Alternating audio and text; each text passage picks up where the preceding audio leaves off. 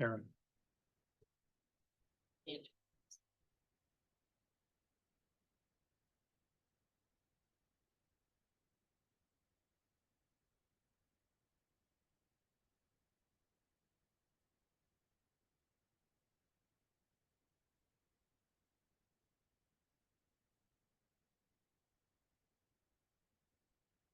All right, good afternoon.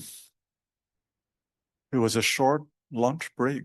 Hope you found what you liked, and thanks for coming back.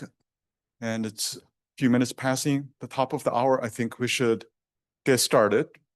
My name is Shaowen Wang. I'm from the University of Illinois Urbana-Champaign, serving as the chair for this panel titled AI for Sustainability through Geospatial Innovation and Partnership. So we have this panel, and after this, we have the overarching panel between the SRI Congress and our iGuide Forum. So that part will wrap up our partnership between these two communities and between these two panels, and we have a social event. So that's basically the outlook of this afternoon's program. Again, for the forum, you could scan the barcode to get to the program, or you could click that URL to see the program as well. So for today's panelists, 1, 2, 3, 4. Where's Jiawei? His water is here. Okay. All right. So we have also another panelist I saw promise you just a few minutes ago. So Jiawei will be back here. In the interest of time, we'll just move along, and I'll briefly introduce our panelists.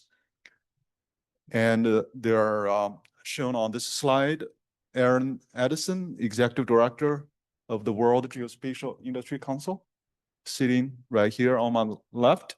And Jiawei Han, he spoke earlier, the keynote this morning. Michael Aiken, Chair Professor, Siebel School of Computing and Data Science at UIUC. And David Johnson, next to Aaron, he's an Associate Professor at Purdue University, and Angie Lee, who is the Director of Education Solutions of Esri, on the right side of the table. And last, certainly not the least, is Michael Zentner, who is serving on the External Advisory Board of our NSF iGuide project.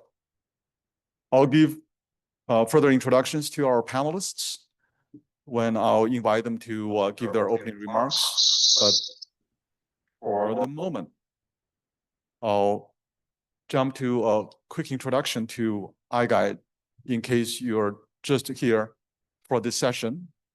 And if you're not familiar with iGuide, there's a URL at the bottom. Is quite easy to remember. And then you'll get to our homepage here. And remind you of the fact that iGuide is a collaboration network led by the University of Illinois Urbana-Champaign, but also involves 10 other institutions, as well as a set of partner institutions from academia, industry, and other organizations.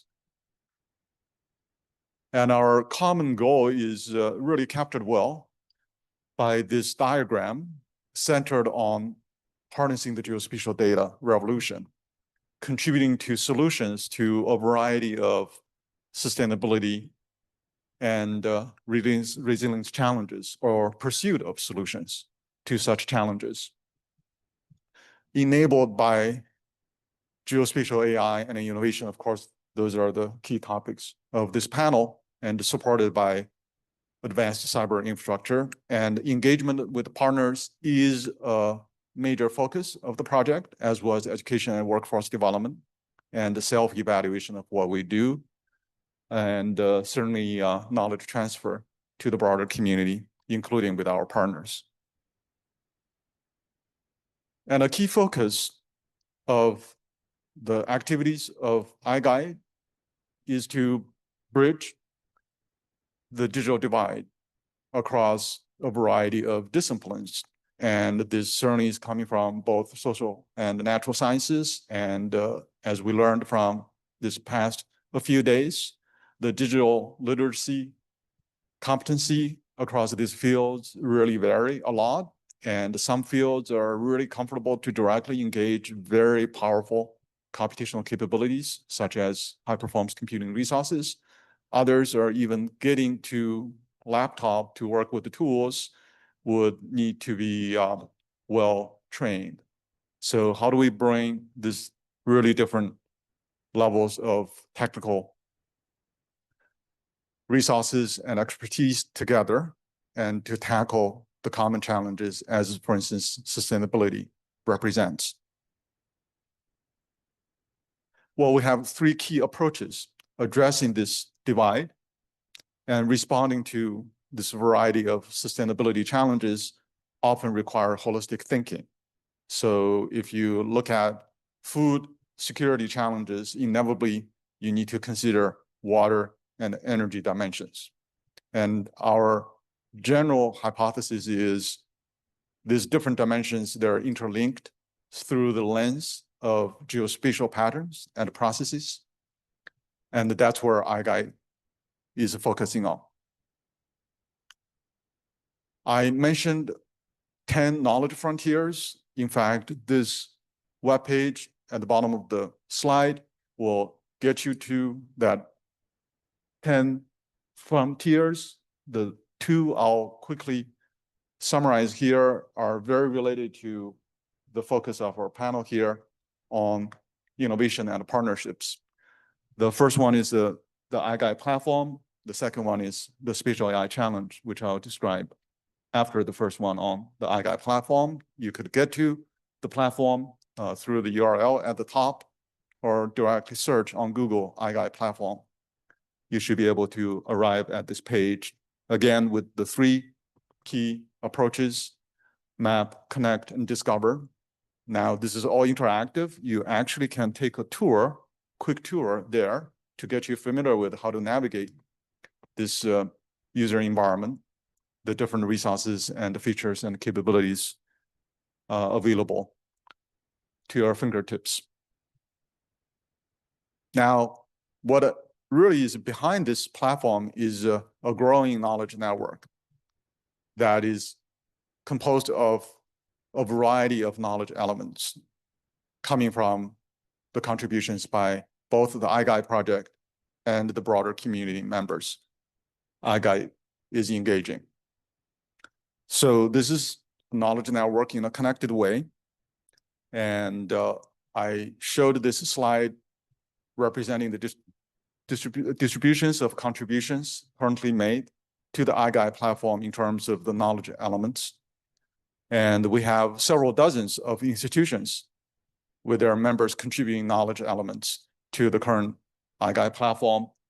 And we anticipate this is going to grow.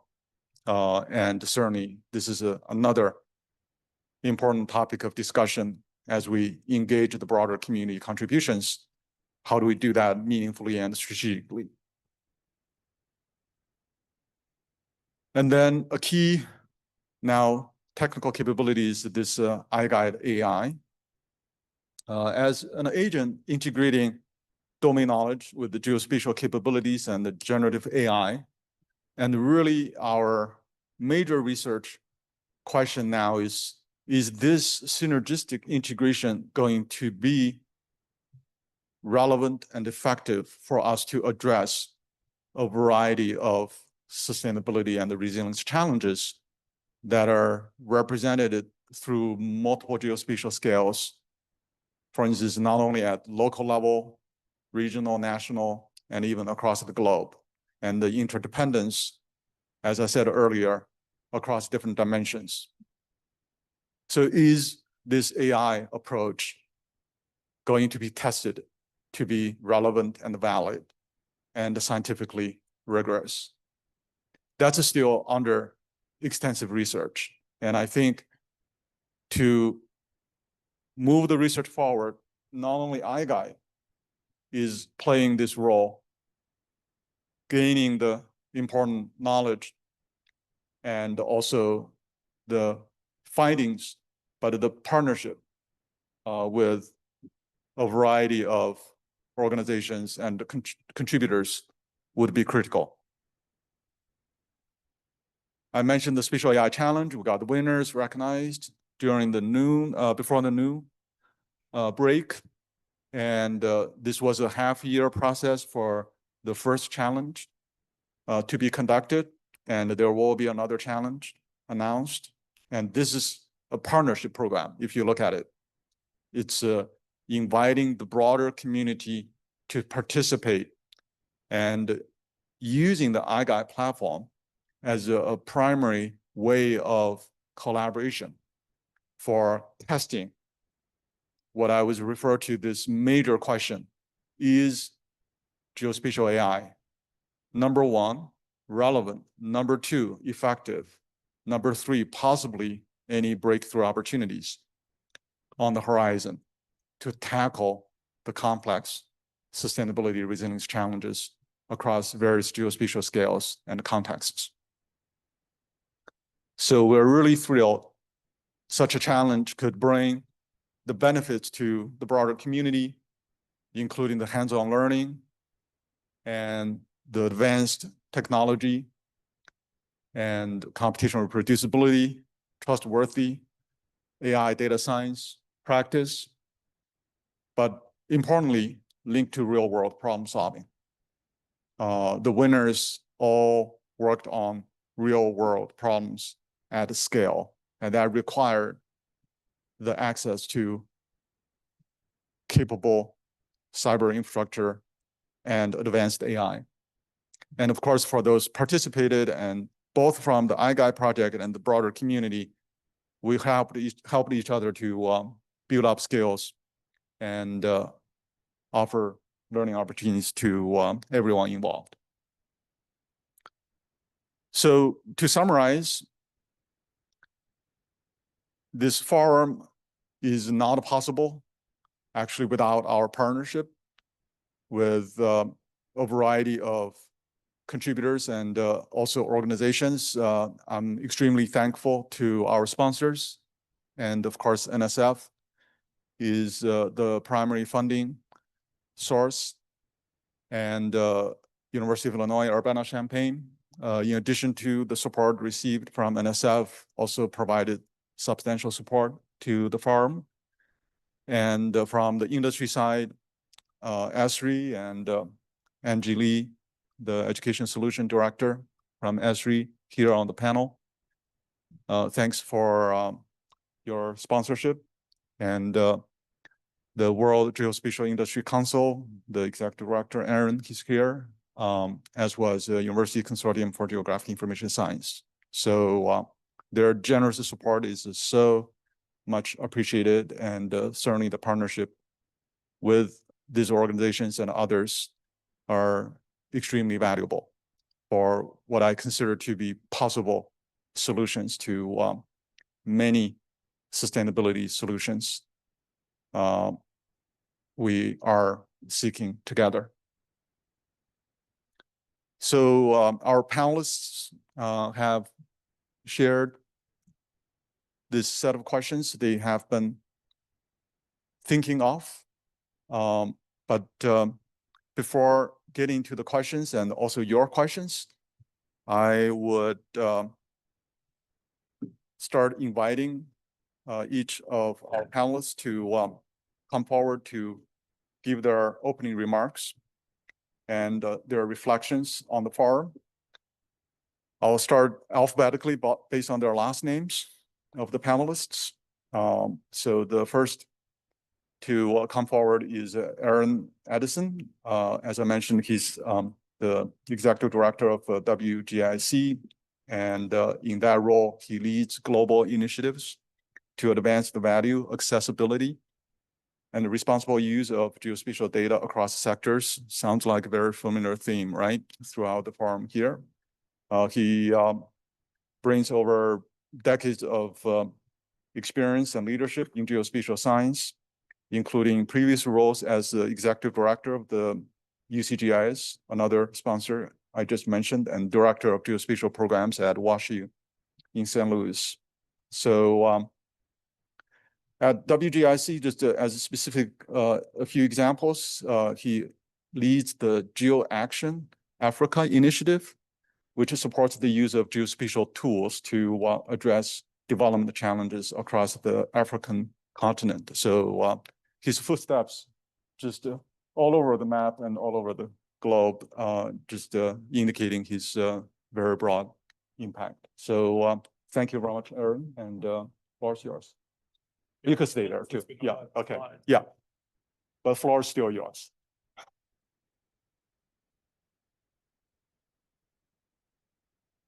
Okay.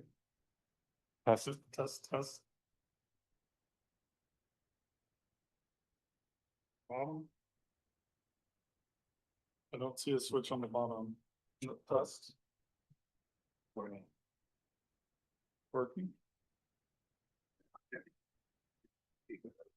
Hello, so it's working. That one's working. Maybe I just got the wrong one. Okay. Thanks, Shaowen. And you know, you think with the double A name, I've been going first my entire life on these kinds of things, so it has some pros and cons.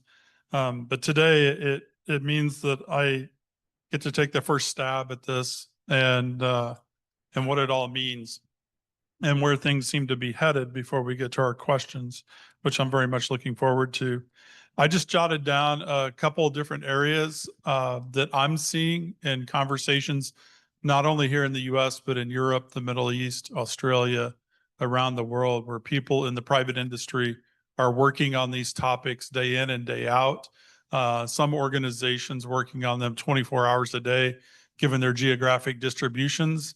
And that's had remarkable impacts on these technologies, the speed at which they're being developed and deployed in a variety of ways. I think the first thing that I'd like to mention is leveraging partnerships, leveraging relationships, leveraging data, leveraging algorithms, leveraging domain knowledge, all in service of solutions. Climate is a big problem to solve. It's a big problem on a day-to-day basis. It's complicated. What works in one area doesn't work in another area. But I think one of the things I heard earlier this week was, you know, this sort of urgency to move from descriptive modeling to prescriptive modeling. Otherwise, we're just going to be documenting a degrading system, you know, and so it all comes down to this, so what? Okay, you've done wonderful things with all of your data and your technologies. What's it all mean? How do I do something actionable with that? So that's the second thing, is leveraging in service of actionable decisions. Nobody says that I want less data. Everybody wants more data, right? But what they really mean is I have to be able to reduce the signal to noise relationship. I have to be able to get to something that's meaningful, that I can actually do something about, not just give me 100 different scenarios on how it might happen. Democratizing data has been a big topic here this week. I think that's really important to lowering the barrier of entry. You know, I'd like to see an AI challenge around the simple question of, do I plant my field today? That's the whole challenge. How are you going to answer that question? Think about all the inputs that would need to go into that. And how confident are you that I should plant my field today? So using AI right now, there are companies that are prototyping insurance solutions in Africa for small stakeholder farmers, where they can take a picture of a bag of seed, upload that to a server. That server knows everything about that bag of seed, not just the picture and the variety, but when it was bagged, what its vulnerabilities are geographically, what its strengths are, did they have a problem in the plant that day? And the server on the fly will write an insurance policy for that bag of seed on that day for that field. And the farmer on their mobile device can either accept or reject that insurance policy. The app will also let them look at recommendations that says, oh, well, if you wait till next Monday to plant, I can lower your premium by this much, because the model says weather conditions are more favorable. Oh, if you switch to this other variety of seed, I can impact your premium by this much, because we know that's a hardier mix for your given geography. So these things are being prototyped and rolled out. and tested right now using AI in different ways. A lot's been said around the ethical use of the data. I think that's really important, not only on data bias, but how we present that data. So one of the things I think is going to be increasingly important in AI is going to be user-centric design and bringing user UI, what are called UI and UX designers into the conversation as we develop these tools, so that we're not presenting tools on science terms, but we're meeting people where they are, not where we wish they were. We can all wish that everybody was more up to speed on some of these things. And it's real easy when you work on them day in and day out to get wrapped around that. Just a couple more things here. Scaling, Shaowen just mentioned, that's going to be really important. We were talking earlier today, and Peter Drucker, a business guy, had a quote that said something to the effect of, "Culture eats strategy for breakfast." I would adopt that for us and say, not only does it eat strategy for breakfast, but it eats your policy for breakfast. It eats your data for breakfast. It eats AI systems for breakfast. If this isn't done without a healthy component and acknowledgement and incorporation of culture, none of this is going to matter, because people just won't use it. Because you still have a trust gap. You still have a lot of barriers to uptake in that. And then I think the last thing I'd say, forward looking for sustainability, today is a lot about fine tuning of AI models, but today's fine tuning is tomorrow's foundational models. And so over time, you're going to see less and less fine tuning of these models, because the foundational models you grab from NVIDIA, Microsoft, whoever, will already have all that in it. In the grand scheme of things, some of the things that we do in geography and geospatial and GIS are not that extensive in scope. And so once these things are in these models, then it really does become about the quality of the data and the way that you're looking at it. To give you an idea of some of the numbers on this, I looked up earlier today. In the last 2 years, there's been a 50% increase in the speed of the models. And the 18-month time frame, 12 to 18 months, is the typical R&D time frame around these technologies in the private sector today.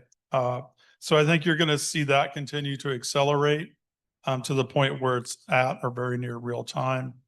And then the last thing, and I've not heard anything about this week that's huge, is the idea of agent-based modeling, agentic modeling, not just agents, but also agentic sensor networks that are in the context of the environment, that understand real-time changes and modify their behavior based on what you're trying to model in real time. And I think that's going to be a big shift, because whenever, again, look at these things from a user perspective, very simply, we know that the flooding maps in the US don't match the models, or rather the maps and the models don't match the real world. Something's wrong, right? And so how is it that we can close that gap so that the things that we're basing decisions and policy on, these maps to do things like flood insurance, are actually reflective of what's happening in the real world? And there's a lot of things that go into that. But these are opportunities and problems for AI to solve. Thanks. Thank you very much. Give Aaron a round of applause. Really appreciate your insights in terms of leveraging in the broader partnerships relevant to the iGuide community, but also scalability in terms of connecting to real world problems with regard to the pursuit of our solutions. And certainly the pace of change in technologies is a topic we have visited, including the one from Jiawei's keynote this morning. And now it's my great honor and pleasure to introduce our next panelist, Jiawei Han. And many of you have heard of his keynote talk this morning. I personally have had the privilege and pleasure of working with Jiawei shortly since I arrived at UIUC. What has amazed me is his, we're all talking about artificial intelligence, but his intelligence actually is very real. Any meeting I had, I could remember, I always learn something new, and his energy just unlimited. So somehow I think there's a mystery about the energy balance he is able to mobilize in his career. I still need to further understand, but professionally, he's the Michael Aiken Chair Professor in the School of Computing and Data Science at UIUC. And he's one of the most highly cited computer scientists in the world. I speak this slowly because it's really impressive. He's, I would say, among the top 3 computer scientists. He's published over 800 papers, advised, I cannot count the number of students who have benefited from his mentorship. And he's a fellow of ACM, IEEE, and III, and received multiple very prestigious awards from very large professional communities and societies. We already enjoyed, I enjoyed very much the talk he gave this morning. And now let's welcome Jiawei to share further insights in this context. Thanks, Jiawei.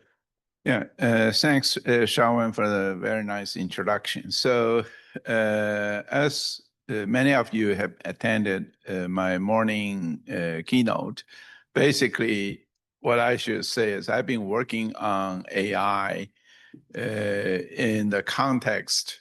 People actually many say I'm a data mining person. So-called data mining is try to extract from massive data, extract knowledge, extract some insight. That's exactly the geospatial data actually can provide a very rich,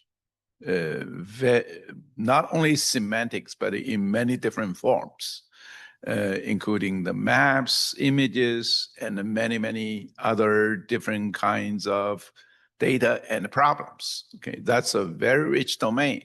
That's why even, like when Shaowen joined UIUC, we worked together for many years just because I got very excited with the geospatial data with lots of very, very important applications. Okay, so in my point of view is for any AI problem, if you're really facing the complexity of data, you try to use your new models, new methods working on the real world data. That actually will make your research very productive, very fruitful, very impactful. Okay. When I advise students, the student came to me, said, what kind of problem I should work on? I basically telling them for many years, I just say, I hold the 3 real principle. What is the 3 real principle? One is a real data. Another one is a real problem. The third one is a real solution. Essentially is, I don't care whether you said you want to work on method A or method B, but you must work on the real data problem, okay? And must find the problem you think is real in the problem, in the context other people haven't solved it. And you think it's quite real, you can provide some real solutions. And the students actually follow this for generations, I should say. They are very successful. Many of them solved a lot of real problems, get a big impact. Okay, so for the current large language model, especially, Aaron actually gave us a very good overview on all kinds of real problems, real AI, agentic networks. There are many, many problems, many very interesting, very exciting challenges. I think for geospatial AI, it provides, geospatial data provides some real challenge problem. Even we get a large language model. For example, you probably saw usually people call large language model is working on natural language text. But people are also working on they call it graph neural network problem, working on the graph data. And then you go to CVPR, those conferences work on computer vision, pattern recognition, they work on image data. However, if you look at the map data actually provides new challenges comparing to Image data, they basically, you look at the image overall, they only, give you certain semantics. Say this is a cat, this is dog. You look at the whole thing, just to look at they may have certain semantics, passing out. But for map, you just think about this. The map contains so much information. Not only you see this is the city, this is village, this is river, this is highway, and the proximity, there are so many things. Plus, if you look at this could be archaeology site. The other one could be a new building map. And there could be a new subway, train stations, or these. So the information carried in geospatial data is much richer than the dogs and the cats. So that's why if you look at the map data using large language model, so far, the success rate is not as high, okay? Actually, Shaowen got a PhD student, I think Wei could be, she's around here. Yeah, Wei is here. So you probably can see, she actually tried many large language model, tried to work on the maps, and found actually the success rate is not that high. Okay, even comparing with those images is still much more challenging. So that's why I fear the geospatial data not only has very important applications, even you look at from the difficulty of the problem, from the rich semantics, it is much more than the pure natural language, than the pure graph, and pure images. So it does give lots of very challenging, very interesting, very real problem, even for AI people to try to solve it. That's why I think this is a very rich field. It's not only we have so many high impact application problems, environmental problem, there's so many, just look at it, but also technical challenges. That's why I think it's a good time. It's a great time. The geospatial people can work together with AI people to create a new research frontiers. It will impact the whole thing. That's basically my point. Okay, thank you. Thank you very much, Jiawei. I think that's really exciting if you're, especially graduate students, early career scholars. And I encourage you to trust these words. And I personally trust this is a really exciting times. And there are potential frontiers from what Jiawei shared. And there are real problems, right, out there. I think requires collaboration and partnership across fields. So our next panelist is David Johnson. Both Jiawei and David are members of the IGI project. And David Johnson is Talwar Rising Star Associate Professor of Industrial Engineering and Political Science at Purdue University. But to me, you're not a rising star, you're a star. He's the Social Science and Policy Lead in the Network Coordinating Office for NSF's Natural Hazards Engineering Research Infrastructure, the organization that coordinates operations of major natural hazards experimental facilities like wind tunnels and shake tables, the engineering facilities. And he's also a member of the Department of Homeland Security's Health, Food, and Agriculture Resilience Consortium. He also co-chairs the Society for Risk Analysis annual meeting. His interdisciplinary research focuses on decision-making under uncertainty with applications in environmental policy and the climate change adaptation. Most notably, he is the lead developer of the flood risk model used to assess the impacts of a wide range of flood protection systems for Louisiana's $50 billion comprehensive master plan for a sustainable coast. So without further ado, welcome David to give some opening remarks. All right, thanks very much, Shaowen, and thank you all for being here. I'm going to talk about that last application to give an example of how partnerships between academia, industry, and government can help to really transform long-term integrated planning for sustainability. This is a nice example of work that I've been doing for years now, where since 2009, I've been involved with the state government in Louisiana, doing flood risk modeling for their coastal master plan, which is as Shaowen said in my bio, a $50 billion, 50-year plan of recommended investments in both flood protection as well as coastal restoration efforts. It's a one-of-a-kind integrated planning model that is really a leader for a lot of other states and countries around the world to follow. And their goal is to be very objective, science-driven, data-driven, evidence-based in planning to ensure the sustainability of coastal communities well into the future. The plan is updated every 6 years. So I've been involved in the 2012 plan, 2017, 2023, and now we're planning for the 2029 plan, which I think is really going to radically reshape the way that the state thinks about this planning problem. And the reason why is because now we're going to be able to leverage a lot more geospatial AI capabilities that simply didn't exist in previous iterations of the plan. So one of the problems that we faced for years is simply computational constraints.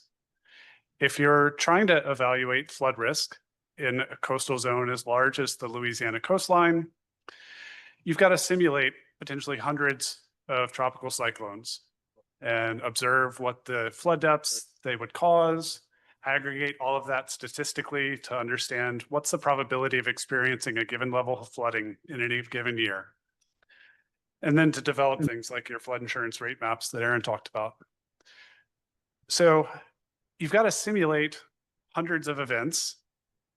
Each of those, if you're using a really kind of high fidelity hydrodynamic model, might take on the order of 1,000 CPU hours to run. So you've got to run hundreds of those. If you're trying to evaluate the performance of a new levee or flood wall system, or a marsh creation project or a river diversion project, then you've got to be able to evaluate how does your risk change with that project in place or not in place. So for any project you need to evaluate, you've got to run hundreds more simulations. A lot of those projects interact with each other if they're located close by. So you've got to run lots of different combinations of projects on your landscape. Further, some of these things like river diversions might take decades to really realize their effects. And levee and flood wall systems are going to be in place for decades. So they have long useful lifetimes. So you need to evaluate how their performance changes over time. And the landscape is changing during that time period as well. Sea level continues to rise. That's going to cause salt water to intrude on freshwater wetlands. That's going to change the species of vegetation that can grow there. It's going to affect erosion rates. It's going to affect storm surge propagation further inland. So the landscape morphology is evolving over time as well. So you've got to run hundreds of events under hundreds of different combinations of projects over multiple time periods, over different sea level rise trajectories, and your experimental design just blows up. And you can't get all of the simulations done to inform your risk models that you would like to do ideally. So in all of these past planning efforts, 2012, 2017, 2023, we've never looked at more than 3 different sea level rise trajectories. And of course, there are multitudes of uncertain futures about what conditions are going to look like as Louisiana's unique coastline evolves. So what we've been working on with respect to geospatial AI is to develop surrogate models that don't just try and predict storm surge as a function of the storm characteristics, like what's the radius of maximum wind speeds? Is it a category 1 hurricane versus a category 3 or 5? Where does it make landfall? We're also incorporating landscape features so that we can understand how the storm surge is impacted by the morphology, as well as boundary conditions like sea level at the time of landfall. So we're using geospatial AI to generate kind of as a storm generator or a scenario generator, so that we can see throughout uncertain futures, decades into the future, how is the risk going to evolve and how would that evolve with different combinations of protection projects or different river diversions and marsh creation projects that are going to alter the morphology of the landscape. That gives us a way of generating estimates of risk in a future state of the world in a few minutes instead of thousands of CPU hours per landscape. And that is going to radically transform how policymakers can do their jobs, because now we can incorporate a lot greater range of uncertainty about what the future is going to look like as part of the planning process, and can come up with adaptive rules instead of static plans that say, rather than I'm going to build this levee system in 2040, we can say, whenever sea level rise exceeds 0.8 meters, that's when we need to start thinking about this particular project. And it'll allow us to be a lot more efficient with funds because we know exactly when projects ought to be triggered across a range of uncertain futures. And that's really just being powered by geospatial AI advances. So I thought I would just kind of give that one example to tee things off between a public-private partnership, and then look forward to hearing what the other panelists have to say as well. Many thanks, David. I think your insights and experience in bridging. Oh, let's give David a round of applause. You knew how excited I was once I heard of that summary. The insights there really bridging between the research and the policy with a focus on uncertainty evaluation and also risk analysis. That's, I think, really valuable and important for the iGuide community to understand how to better contribute to real world decision making. Our next panelist, Angie Lee, she's Director of Education Solutions at Esri. In that role, she leads the company's engagement with the educators, academic institutions, and students to develop and implement GIS curriculum, research initiatives, and institutional strategies worldwide. And she oversees Esri's educational license program. I know UIUC is part of that program, and I know many institutions are part of that program. And she drives outreach through events like the Esri Education Summit and many campus-focused workshops to promote the integration of ArcGIS into teaching, learning, and campus administration. Angie has been active in the GIS science education community, and she has contributed extensively to research on digital pedagogy. And for instance, she recently co-authored this really interesting piece of work on rethinking GIS science education in an age of disruptions, published in Transactions in GIS. So yeah, let's welcome Angie to give her Thank you. remarks. Thanks. Thank you, Shaowen. Thank you for the introduction and the opportunity to be on this panel. This is my first time participating in the iGuide Forum, and I've learned so much. It's just been fantastic. So my remarks will be a little bit different. I'm going to talk about why the humanistic skills of making meaning and judgment are so important when AI has become so powerful. So Esri's mission is to use science and technology to build a sustainable world. By sustainable world, I mean one in which we promote prosperity while protecting the planet. Sustainability is sometimes defined as meeting our own needs without compromising the ability of future generations to meet their own needs. To be sustainable, then, we need to consider the impact of our choices on others, which I think is something Americans are not often taught or encouraged to do. So what I find most interesting about AI, and particularly about AI for sustainability, is that it requires us to think about our values.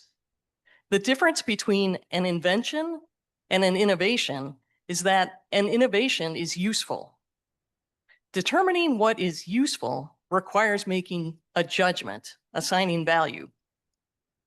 When we think about sustainability, should we choose the most or should we choose enough? Should we strive for the best or for appropriate? I think our goal should be to balance what is useful with what won't compromise future generations or even current generations in different locations. The New York Times has an article today entitled, "Can you choose an AI model that harms the planet less?" So clearly it's not just we in this room that are thinking about these things. Esri focuses on using geographic science to build our technology using what we call the geographic approach. What is the geographic approach? Well, certainly it concerns location and geospatial data, but it's more than that.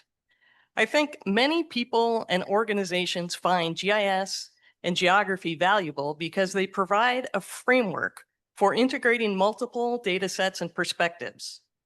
A key tenet of the geographic approach is looking at issues holistically, considering many perspectives. And in fact, in Shaowen's opening remarks, he talked about thinking holistically. And one of the tenets of iGuide is connection, integration. I'm encouraged by the emphasis on convergence science and transdisciplinary work that I've heard over the past few days. I believe convergence science is very similar to the geographic approach, integrating knowledge from multiple areas to gain a holistic understanding of issues and balancing the expertise and values of multiple players to find useful solutions. This idea of convergence science brings me to the idea of partnerships.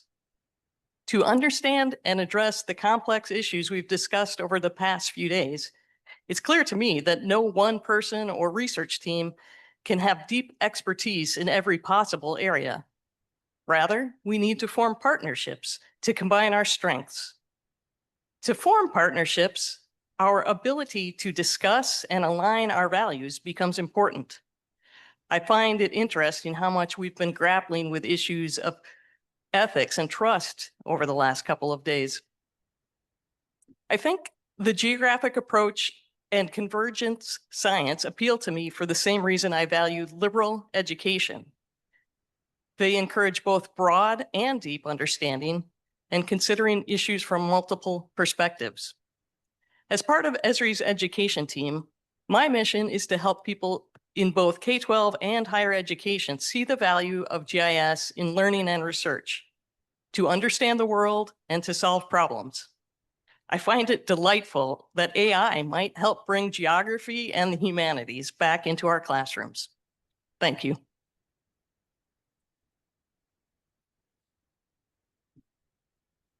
Thank you very much, Angie, for your viewpoints on the geographic approach, which is quite synergistic with the convergence, the ideas of integration, and also the fundamental notion of sustainability, as you put it, is really the development, not just within the current generation and for the current state of the planet, but really the future horizon in the holistic thinking of what could be possible and how to make choices. So thank you.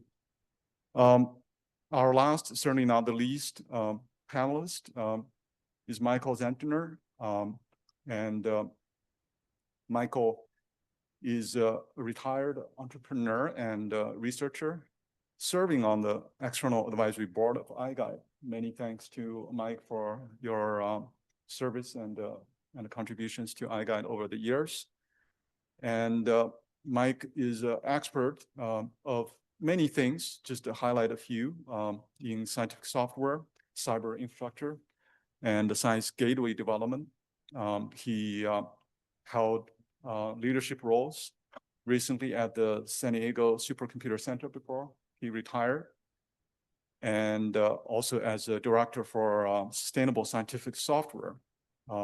And he was the director of the Hub Zero project for those of us who are involved in the Science Gateway community. That's a very impactful project, to say the least, but really a model for many science gateway communities to create and sustain this kinds of cyber infrastructure resources. So he has multiple decades of entrepreneurial experience, founded and led technology companies focused on data analytics, optimization, and collaboration. And then most recently, as I was sharing with you, his leadership roles in the academia and the science research community. Without further ado, Mike, we're eager to hear from your perspectives. Okay, thank you. I'm going to throw a wrench in that today, so I'll try to be a divergent opinion from the rest of the panel here. I thought about what I might say in terms of partnerships, having been through a lot of entrepreneurial activity or cyber infrastructure from having been involved in that for years. But you know, as I was sitting here, I want to borrow a quote that only 5 people in this room will probably remember from Admiral James Stockdale when he was in the vice presidential debate in 1992. Why am I here? And I thought when Shaowen invited me to participate in this, and by the way, that was the first time a billionaire ran for president, so that was a while ago. You know, I thought, what do I have to do with sustainability? I flew here on a passenger plane, and I was the only passenger in a small plane. Not very sustainable. As a retiree, I play a lot of golf on golf courses that are laden with pesticides, herbicides, fertilizers, and probably unsustainable irrigation. And I'm a farm owner, and we irrigate and we use chemicals. So I decided I would approach it from the perspective of maybe a landowner. And I don't know that that's a perspective that's represented here. And just a very quick aside before I get into more high-level thoughts about that. The farmers that I know, what they care about today is if you go look at the corn futures prices over the last 5 years, that plot doesn't go up, it goes down. And when you start talking about bringing innovations onto the farm, these folks are concerned about how they feed their families.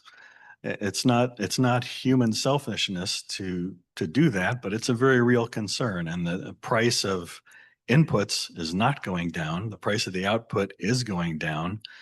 And that's what people are most worried about. So, you know, when we own an irrigation system, it's 15, 20 years old. And we expect that kind of lifetime out of that system. And I respect the research that's been done here, talking about adding new technology, researching new technology for better irrigation capabilities. And I would just like to say that I'm greatly in support of that, but also the amount of time that it takes to complete that research, get some company to manufacture it for delivery, and then get a farmer to buy it. Well, you know, farmers invest in these things for 20 years. So it's a pretty long life cycle before these innovations are actually going to hit many of the fields. And it, you know, it's not cheap to buy that stuff.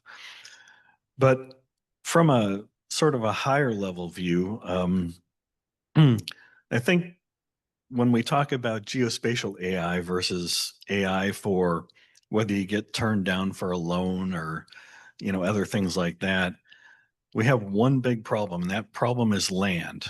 And the biggest problem with land is that it's owned by people. And the owners of that land are very concerned, and probably in the order of themselves, their families, and what it does to everybody else nearby, and then what it does to the world. That may seem be backwards, but that's basic survival. And so, you know, I think when we make a decision about doing something with a large tract of land, it affects our neighbors, and it affects the neighbors of our neighbors. And it may even affect more than that. If you take it to the extreme, maybe it affects through telecoupling places that we don't even dream of. The other problem with land is that the decisions you make about it are pretty long-term decisions. It's not like you decide you're going to build something or invest in a new system or, anything like that and say a year later, whoops, let me change. Because, you're too far into the process at that point to do much about it. And the third big problem about land is if you don't like what's going on around your land, you can't just pick it up and move it. It's an asset, and you may have families years of investment in that asset, and you expect a return to come out of it. So, I think as we talk about AI and decision making about what to do with land, we really have to think about the everyday folks and their livelihoods that are tied to that land. And I think a lot of times we, coming back to my academic side, we get super excited about all the possibilities and technologies and optimizations and things we can do. But we have to think about the everyday folks that are involved in the process too. And I think that sometimes is missing.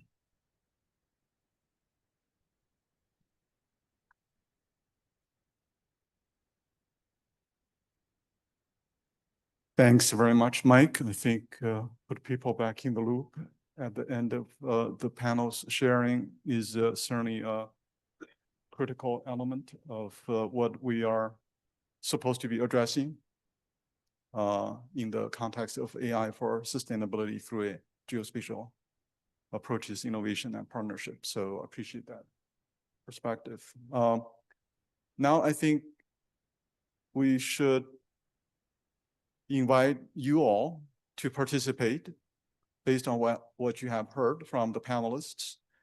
Any questions, clarifications, comments would be all welcome. And we have a set of questions as well, but I think we should hear from everyone or anyone who want to contribute your thoughts to before we get into some of the questions the panelists have thought about as shared on the screen. So anyone want to, Mike?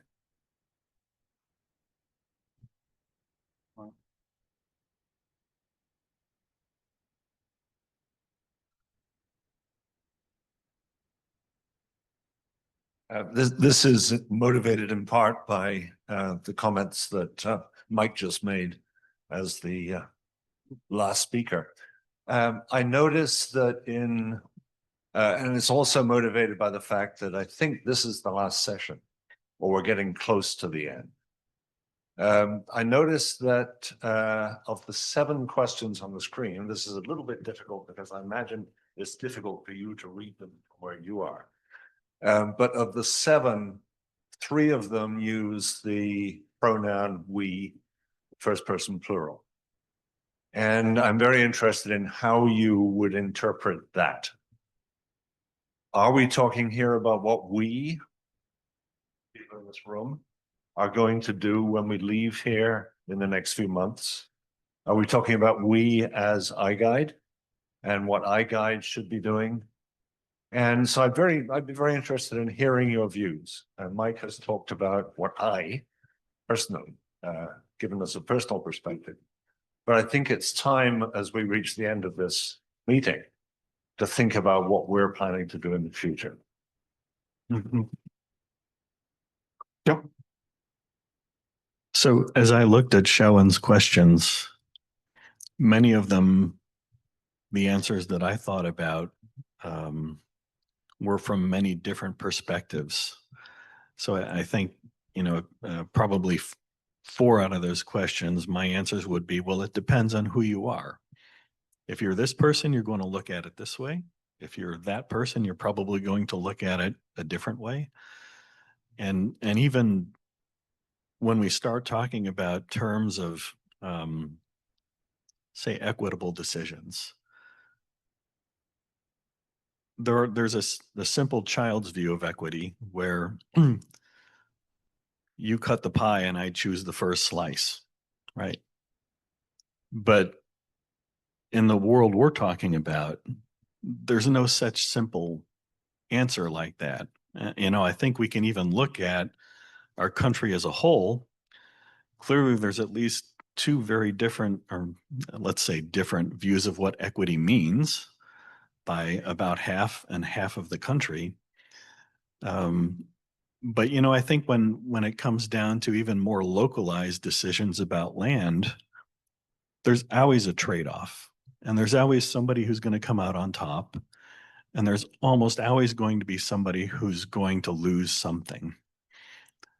And so, when you say we, I think it's important just to recognize that there's a diversity in the we. I think the we is maybe probably the right word to use, but I think we have to recognize we are not unified in all of our beliefs about even the terminology that we use.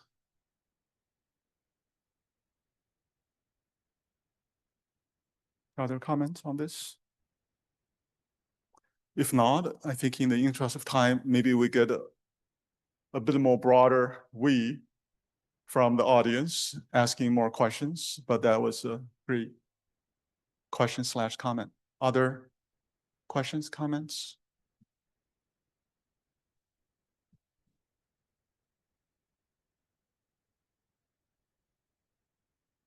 Alex?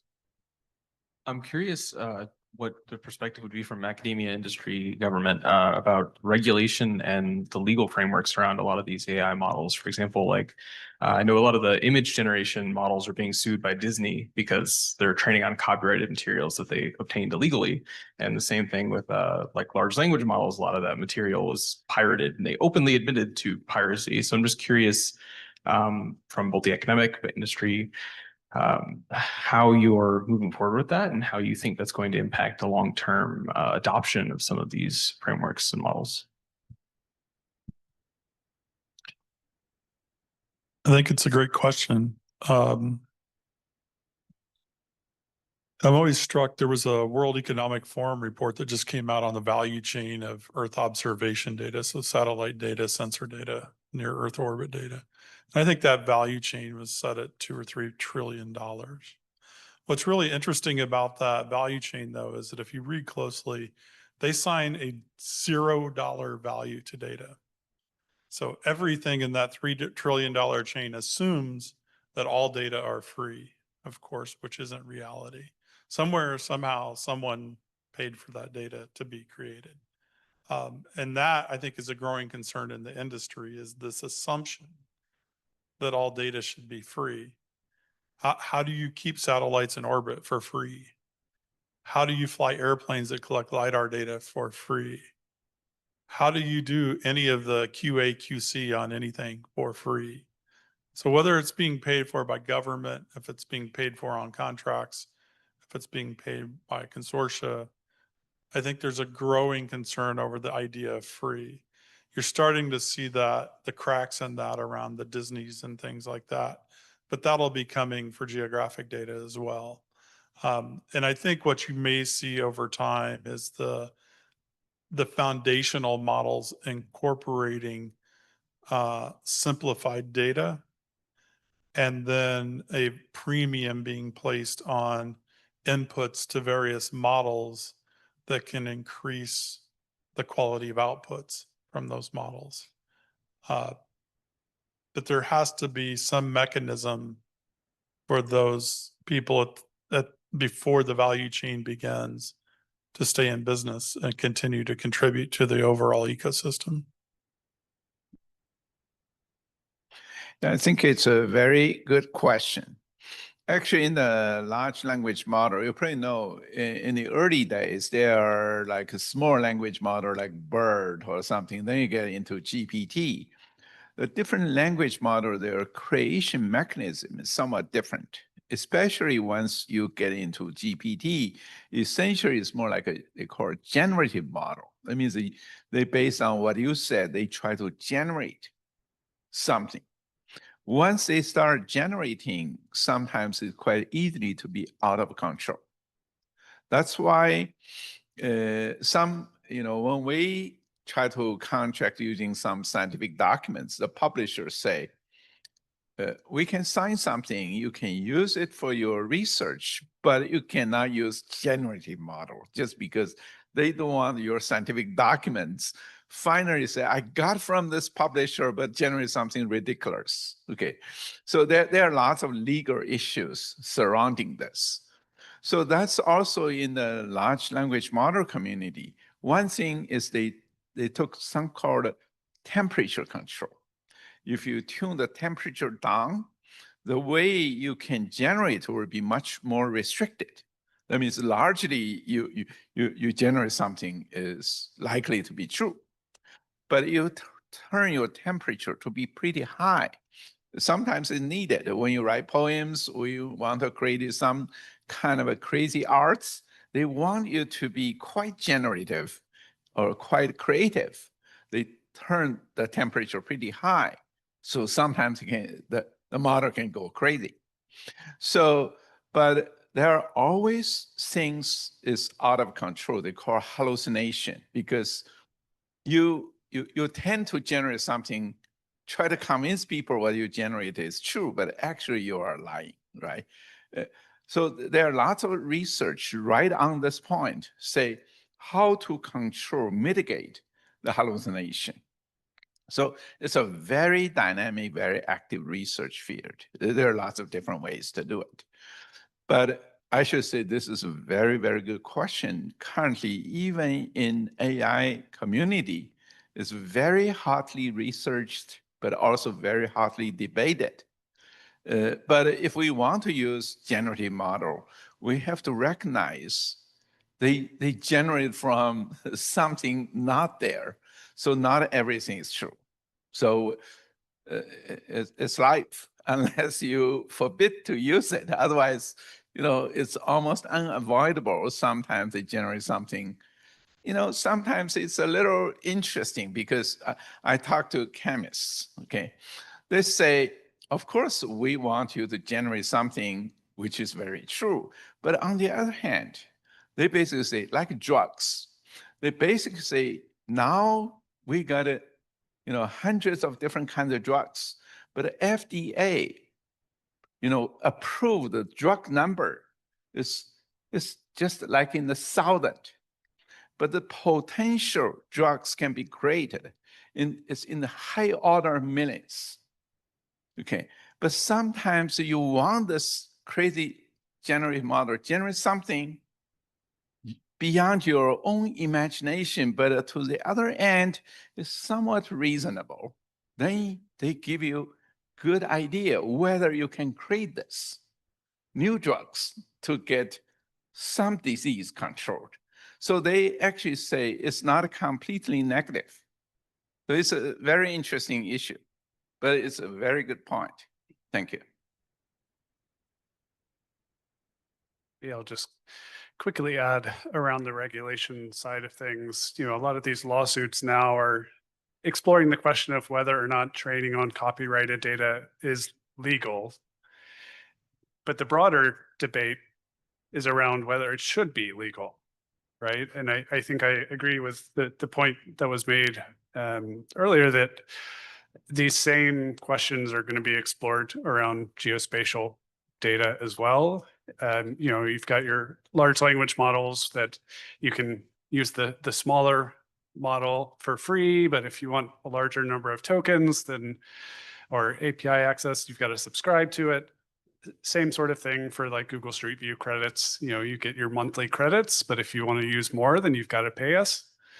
If you want higher resolution, you've got to pay us. So there are systems put in place to privatize and to recoup the money that's needed to put the satellite in space and keep it there. But I think there's still the broader societal debate that we're talking about of what do we view as a public good?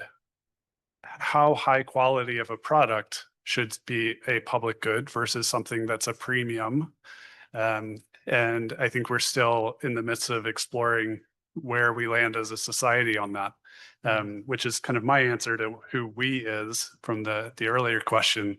I'm a policy person, so I tend to think of it from the societal perspective, but I think we're still exploring where we want to end up in that space and how we want to regulate it as a society, both in the US and abroad. Sure. Say something first. I think one of the things that's going to have a big impact on this is, if not it directly, the philosophy behind Executive Order 14179, which essentially, if I paraphrase all that ethics stuff, leave that aside for 10 years. Let's advance AI and address it later.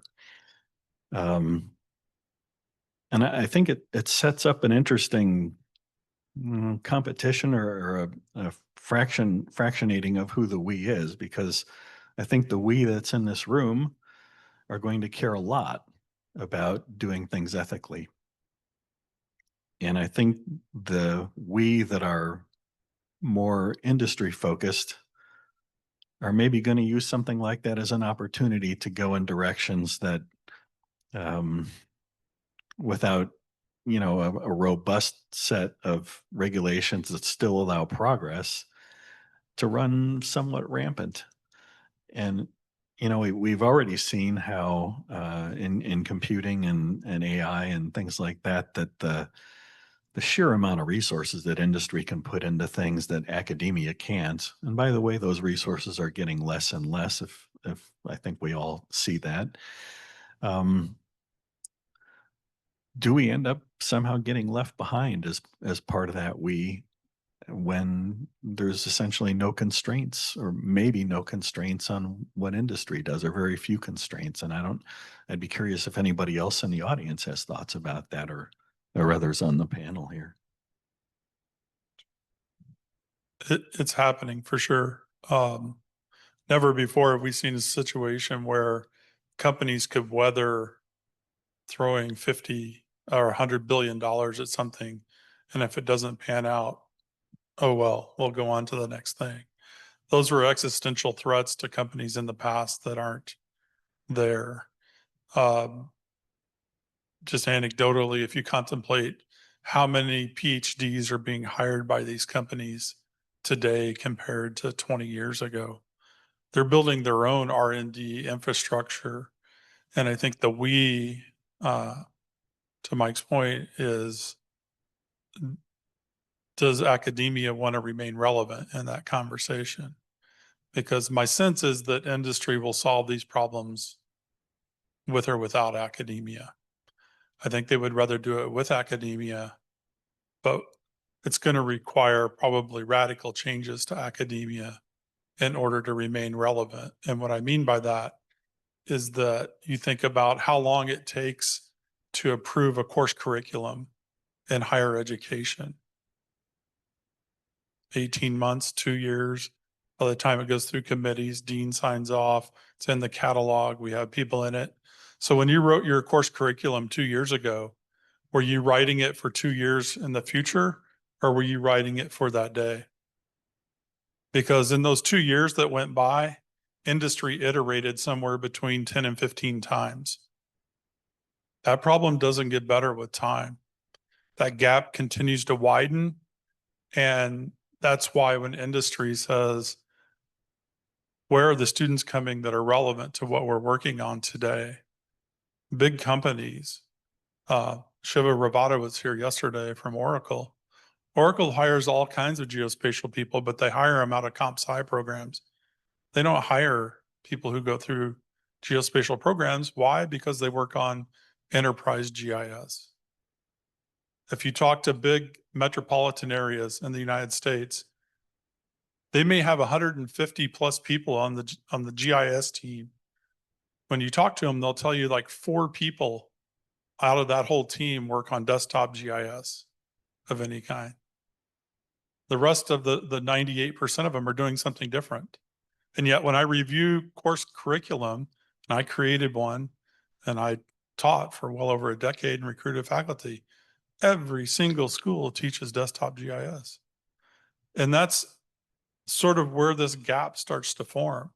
And so, yes, the speed of change is increasing, but higher education has a challenge in front of them to be a part of the we in the broader sense of that conversation, to rethink some of the things, not wholesale changes, but to rethink sort of the business model of higher ed, what that looks like, not only from a research perspective through public-private partnerships and some of these other things, but also on the education side.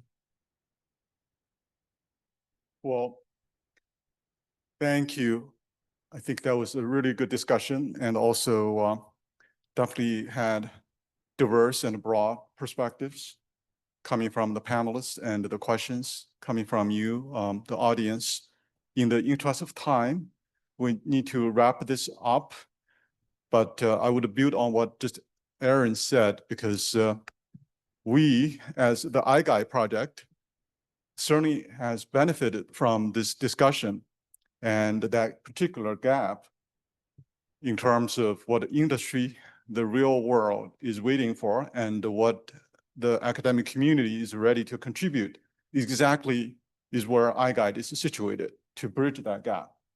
And I would say that is to us opportunity not fully harnessed, as iGuide has made progress to this point. We're getting more prepared to partner with different stakeholders to seek solutions and to pursue opportunities in that regard.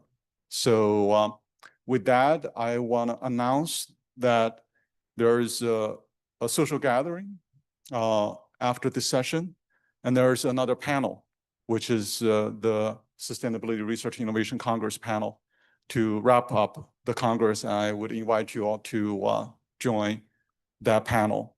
And for the iGuide Forum this year, this will be the last opportunity we see each other in the same room. And I would love to see you in a bigger room later this afternoon. And I hope you will enjoy that panel. But I will tell you that we will run the next year's forum somewhere. We're actively thinking where that should be.